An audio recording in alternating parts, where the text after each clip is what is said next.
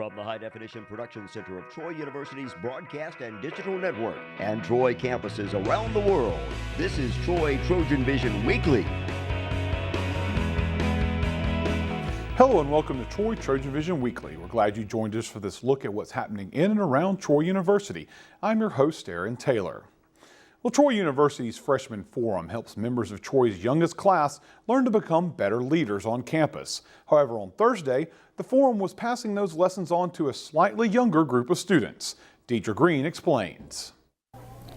Today, the Freshman Forum held its annual high school leadership conference, where high school students come to learn how to improve their leadership skills. Well, we have our high school leadership conference. This is something that Freshman Forum does every year. We put on a high school leadership conference for schools around the state, and actually we have some from Florida this year, so that's really exciting. Just to learn about leadership, and our theme this year is expanding beyond your borders.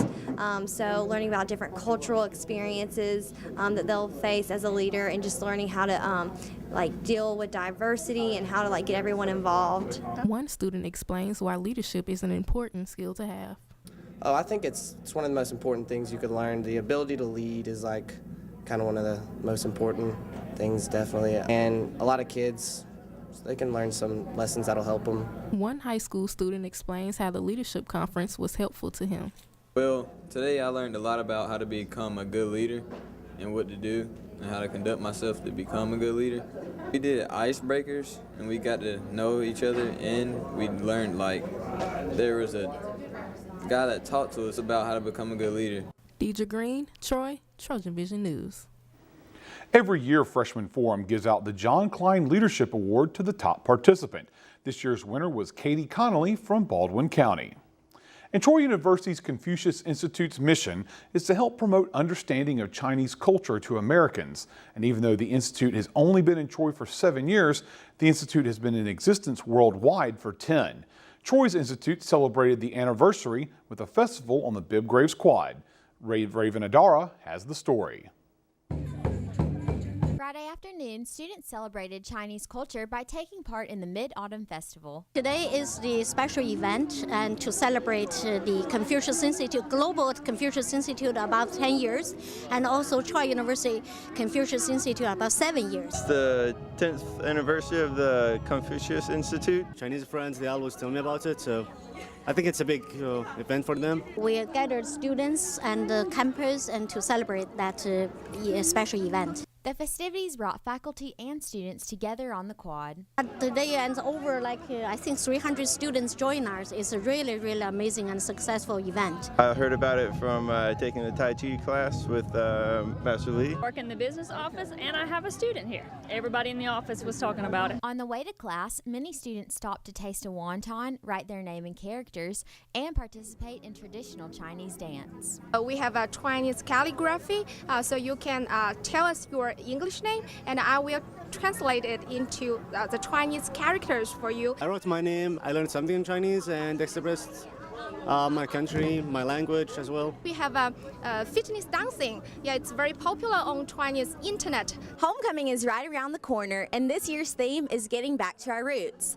The Chinese Mid-Autumn Festival is one way that Troy students are getting back to their roots while introducing Americans to traditional Chinese culture. Tonight we will have a Mid-Autumn celebration banquet. Actually, this is a series of events to celebrate the 10th anniversary of Confucius Institute. The celebration doesn't end here, and everyone is invited to get involved. Beijing Jiao Tong University will be here on October 2nd in the evening to give us a very, very beautiful show, and the show including the Chinese traditional music and the Chinese martial arts and also Chinese traditional dancing. You can follow us on Facebook. You can search Confucius Institute of Troy University. Yeah, and we have a Chinese corner every Thursday afternoon. Raven Adara, Troy, TrojanVision News. And the celebration didn't end on the quad. The festivities went on through the night as Troy's Chinese students celebrated their Mid-Autumn Festival. Deidre Green has the story. Friday night in the TC ballrooms, students and faculty members came out to enjoy an evening of entertainment in celebration of a traditional Chinese festival, Mid-Autumn Day. Well, tonight we celebrate the Mid-Autumn Festival. As you know, Mid-Autumn Festival is the second most important festival in Chinese culture. The festival was also held to celebrate the 10th anniversary of the Confucius Institute. Well, tonight we're celebrating three things. We're celebrating as part of a week-long celebration the 10th anniversary of Confucius Institutes worldwide. We're also celebrating the 7th anniversary of the Confucius Institute at Troy, and it all falls at the right time of the year for what is called Mid-Autumn Festival, which is somewhat like our Thanksgiving. One student expressed how important it is for students of other cultures to learn more about the Chinese culture. I think in Troy University, we are kind of the international university in Alabama, so we have a lot of international students. And this festival in China is very important. If you try to learn different cultures, I think this is a very good opportunity to learn that. So if you are interested in Chinese culture or international culture, maybe come here and take a look. And if you were wondering how else you can learn about the Chinese culture, they can also attend our Chinese class, and also we have a lot of Chinese activities. For example, this morning we have experience the Chinese culture at the crowd of the Troy University, and you can come over and get involved with all those activities, such as practicing calligraphy and paper cutting and Chinese fitness dance, a lot of things. Deidre Green, Troy, TrojanVision News. Troy's Confucius Institute was established in 2007. Well, it's not unusual to see students with t-shirts on a college campus, but not often are those t-shirts used to help educate people about the dangers of domestic violence. Jordan Elston has the details. October is Domestic Violence Awareness Month, and Troy Student Counseling Center was offering students a creative way to recognize victims of domestic violence. The Student Counseling Center is holding a clothesline project event. It's a nationwide campaign that's designed to honor those who've been affected by domestic violence. So we're inviting faculty, staff, and students to come out today and decorate a t-shirt, either for someone that they know personally that's been affected by it, or they can just do it for survivors in general. Although it was a simple act of decorating a t-shirt, Duncan says it is a small part of a larger effort to make people aware of the dangers of domestic violence. An organization decided to do something to honor victims of domestic violence, so that's where this was born from. And now across the country, during October, different universities, organizations, sexual assault and domestic violence programs, and people just, do this event to help raise awareness. Many students came out and decorated t-shirts in honor of Domestic Violence Awareness Month, and one student told me why she chose to participate. I saw the stand, and I always like to see, people getting out and doing stuff that they believe in. And I saw it, and she was like, well, we're doing domestic violence awareness. And I was like, oh, sounds like a good cause. I'll participate. The Student Counseling Center is taking personal domestic violence story submissions at save@troy.edu through October 17th, and the stories will be displayed October 20th in the Trojan Center. Jordan Nelson, Troy, TrojanVision News. The finished t-shirts will be displayed throughout the rest of the month on the second floor of the Trojan Center outside the Office of Student Involvement. Well, after 4 years of medical school, you would assume that someone is on their way to becoming a doctor, but that's not the case for the artist whose work is currently on display at Troy's Johnson Center for the Arts. Haley Greathouse introduces us to the artist whose medical dreams turned into artistic reality. Fast Food, Little Bo Peep, and Chocolate Mousse are all titles of drawings done by Don Stewart. But this man is not a regular artist. He in fact has a medical degree. I was a pre-medical student at Birmingham Southern College and decided to take an art class for fun.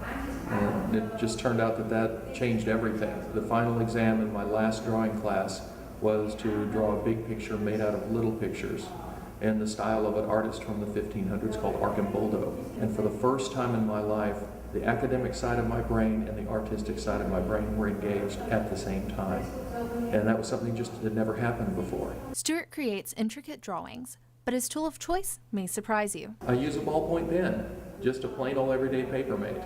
I sat in class and took notes day after day after day with a ballpoint pen. So when I went over to the art department, I just carried the pen with me. The inspiration for his work comes from his sense of humor. I'm a frustrated writer and a frustrated stand-up comic, and this is the best way I can get my lousy jokes and puns onto the paper. I mean, I've got a VW Bug made of bugs, I've got a motorcycle made of food, fast food. And although he has never used his medical degree, he still hopes people will leave the gallery feeling better than when they first entered. I want them to get out of my art the same thing I wanted them to get out of my medical clinic. I wanted them to come in feeling however they felt and go home feeling better. I want folks to look at my pictures, enjoy what they see, and walk away smiling. Haley Greathouse, Troy, Trojan Vision News. Stewart's work will be on display until October 26th. The Johnson Center for the Arts is located on Walnut Street in downtown Troy. Well, the fair is in town this week, a chance for people to have some fun on rides and enjoy some food. Dustin Allen went out to talk to fairgoers about what makes this event so special to Pike County community. Every year, residents of Pike County gather at the Pike County Fairgrounds to enjoy some attractions put on by the Troy Shriners Club. Last night, I met with fairgoers who shared a few of their favorite things about this annual event. It kind of marks the thing for fall. It kind of is like, yes, it's finally fall. Everybody can get in the groove of that, and it's not hot, hot, hot. So I enjoy watching the children enjoy themselves and having a good time. Some go to enjoy the rides. The rides has gotten way better. I love the gravity ride with it. I mean, it feels like you're not, spinning or anything like that. Some go to let their children try new things. He likes and he likes to watch the rides, and we saw animals that he had never seen before, and we're going to try some cotton candy. So it was a good opportunity for us to get out of the house and for him to experience some things for the first time. But everyone seems to share one common ground: the food. I love the funnel cakes. Corn dogs, yeah, the best. I love them. Definitely the funnel cake. I haven't had a chance to make it out here and ride some rides at the Pike County Fair. Have no fear, you still have a few more days left. The last day of the Pike County Fair is October 4th, this Saturday. So make sure you grab your friends, your family, and head on out here with your appetites. I'm Dustin Allen, Troy Trojan Vision News. As Dustin said, the fair will run through Saturday night. The Pike County Fairgrounds are located on Highway 231 south of Troy. Admission is $6 for adults and $4 for children. Well, we're going to take a short break, but when we return, we'll see what's happening in Trojan sports. Stay tuned. We'll be right back. The warrior spirit, it's in there. Always has been. Now let it out and take the world by fire. Train well and learn what it means to be a Troy Trojan. Walk with confidence, conquer, claim territory, and climb ladders. Know that you have the power to stand alone, but the comfort of knowing that you'll never have to. Discover your inner warrior. Find it at troy.edu/spirit.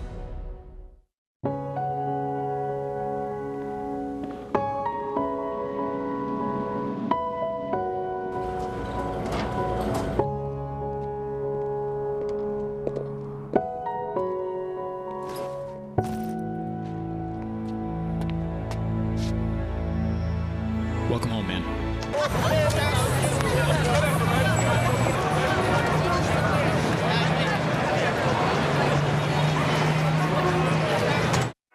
Now, more of the award-winning Troy Trojan Vision News.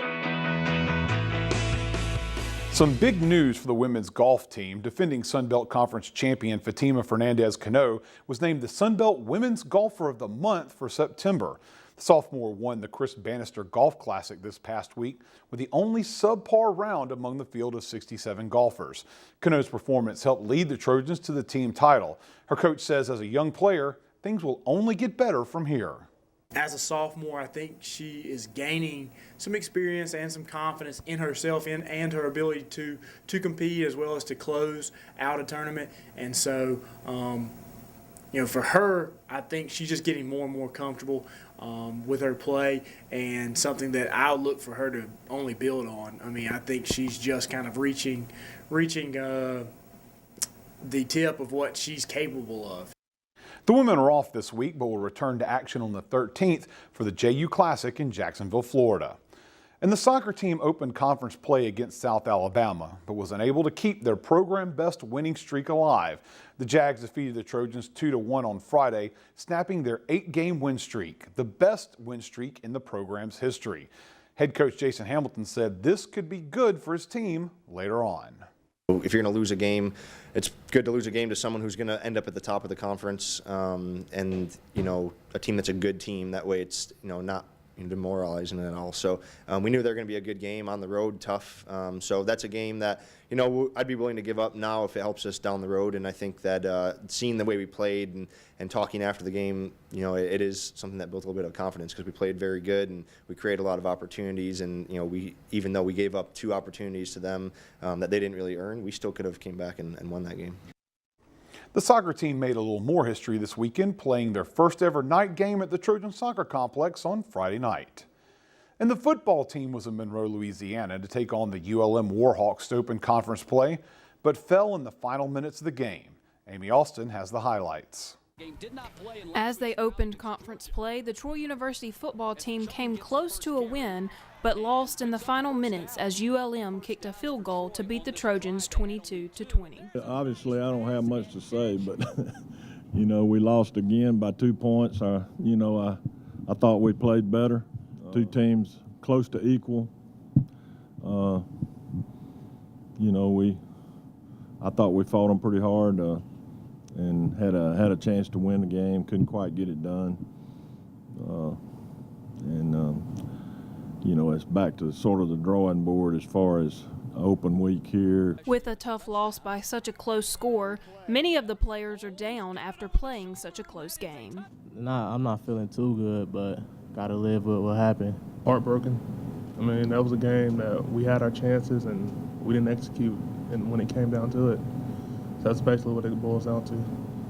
It hurt us a lot, but I can't get too down on my team because I feel like we really did put our all into that game, and I feel like a lot of us left it on the field. So, I left the game hurt a lot by the loss, but I was real proud to see that my teammates actually stepped up to the challenge this week. Quarterback Brandon Silvers feels that the team finally came together to compete the entire game, but there are still things that can be worked on. I think we can improve on, we played together as a team this last win, probably the first time all year, and so we just need to regroup on that and just keep on going. We know we can win. We're 0-5, but we know we can win. We have the players that we can win with, and we just need to go execute.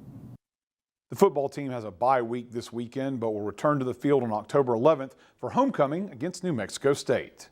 And the Trojan volleyball team played a pair of matches over the weekend. The Trojans lost in 5 sets to Arkansas State on Friday and were unable to turn it around on Saturday against Texas State. Khadijah Torbert has the results from Saturday's match. The Troy volleyball team fell to Texas State 3-2 Saturday in Trojan Arena. Even though head coach Sonny Kirkpatrick is disappointed with the weekend's loss, he's proud of the team's effort throughout each match. Now wait for the last 4 matches. We just have to find a way to get done in 5. Texas State's outstanding, and I was really proud of our effort, especially coming off the match last night.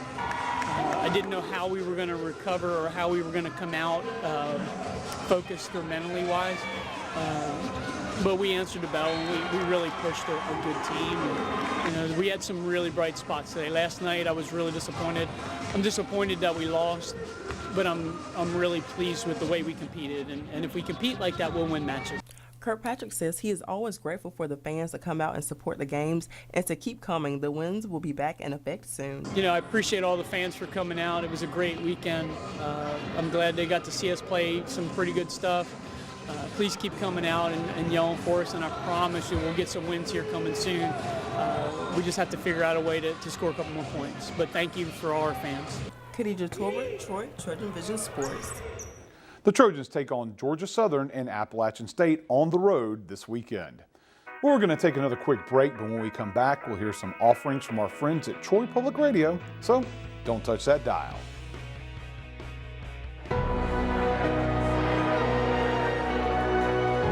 This is Dr. Daniel Smith. He's an expert in domestic and international economics. But his proudest achievement is connecting with his students and helping them accomplish more than they ever thought possible. That's the warrior spirit, and it's alive and well at Troy University. Feel it at troy.edu/spirit. All right, give me a spot. You know my motto, safety first. They could be dangerous. I think we should call animal control. Animal control? To be safe. Don't worry. Just... I got this. It's a new motto. You don't have to be perfect to be a perfect parent. There are thousands of teens in foster care who don't need perfection. They need you. Now, more of the award-winning Troy TrojanVision News. Each week we take some time to hear some of the work done by our broadcast partners at Troy Public Radio. The Talk of Troy is the student-produced newscast of Troy Public Radio. Let's take a listen. It's the Talk of Troy. Voices and sounds from the campuses of Troy University. I'm David Goodell. Construction has begun on Troy's new addition to the Chattahoochee Riverfront, and according to producer Katie Ganaway, there are changes coming to the academic experience on the Phoenix City campus as well. In the summer of 2015, the Troy Phoenix City campus will move into its new home on the banks of the Chattahoochee River. According to Vice Chancellor David White, this is one major step to an entirely new campus experience for students and staff. For the next 3 to 5 years, we'll run a split campus operation between 2 locations, but eventually our entire campus will be located on the river. In addition to the new campus, new academic opportunities will be available to students. Fall of 2015, we'll offer the Masters of Social Work for the first time. That's the one new program that we're rolling out as part of our establishing our new presence on the Chattahoochee River. More details about this project can be found at troy.edu/Phoenix City. For the Talk of Troy, I'm Katie Ganaway. Next week, the Troy Department of Theater and Dance will open their own Little Shop of Horrors. And 2 of the show's stars, Shelby Steverson and Taylor Morgan, are excited. Everyone should come see Little Shop of Horrors because it's a new take on an old classic, but it's over-dramatic and hilarious. Energy. I guarantee that you're going to be laughing the whole entire time. Everything takes place in a flower shop and includes singing, dancing, dental work, and there's a giant puppet. Really? That is for you to find out when you come to see it. But one thing is for sure. Don't feed the plant. Don't feed the plants. Whatever they offer you, don't feed the plant. Little Shop of Horrors runs in the Trojan Center Theater, October 8th through the 19th. More information is at troytheater.org. Thank you for listening to the Talk of Troy. Our show is a production of Troy Public Radio. Throughout the week, Troy Public Radio can be heard on 89.9 in Troy and Montgomery, 88.7 in Dothan, and 91.7 in Phoenix City. And it's time for our last break, but when we return, we'll learn more about the upcoming production of Little Shop of Horrors on Troy's campus. Stay tuned, we'll be right back. Yes.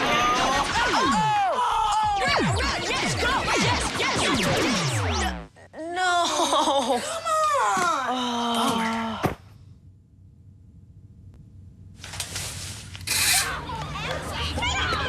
Oops. Yeah, sure. Let's go. Let's go.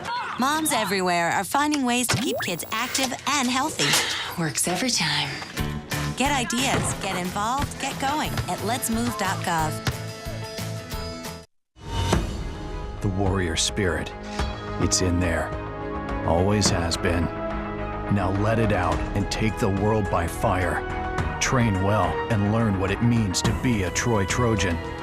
Walk with confidence, conquer, claim territory, and climb ladders. Know that you have the power to stand alone, but the comfort of knowing that you'll never have to. Discover your inner warrior. Find it at troy.edu/spirit. Now, more of the award-winning Troy TrojanVision News. Troy University's theater department will debut their production of the musical Little Shop of Horrors this Wednesday. Recently had the chance to sit down with the stars of the show to learn about the production. Hello and welcome to Trojan Talk. I'm your host, Darren Taylor. Today we'll be talking about the upcoming performance of Little Shop of Horrors here at Troy University. And my guests today, Taylor Morgan and Shelby Steverson. The leads in the performance, Audrey and Seymour. And also joining us over there in the corner there is Audrey 2, the other big star of Little Shop of Horrors. If you're not familiar with it, we'll discuss it here in a second. But first and foremost, Little Shop of Horrors is something that most people are familiar with because of the movie. And obviously the musical is a little bit different. But tell us a little about what is Little Shop of Horrors all about? Well, it's about a guy named Seymour. And a girl named Audrey. Okay. And they live a normal life in Skid Row, a crappy little place in New York City, I think. It's supposed to be in New York City. Yeah. And one day he finds a plant named Audrey 2, and it gets really big and he gets really famous. And without going into too much spoiler, that's the basis of the story. A lot of crazy things start to happen, and a lot of Seymour's whole life changes, and it changes everybody's lives around Seymour. And I guess we could just say that there are some deaths involved. Hence the Little Shop of Horrors. Yeah. Here.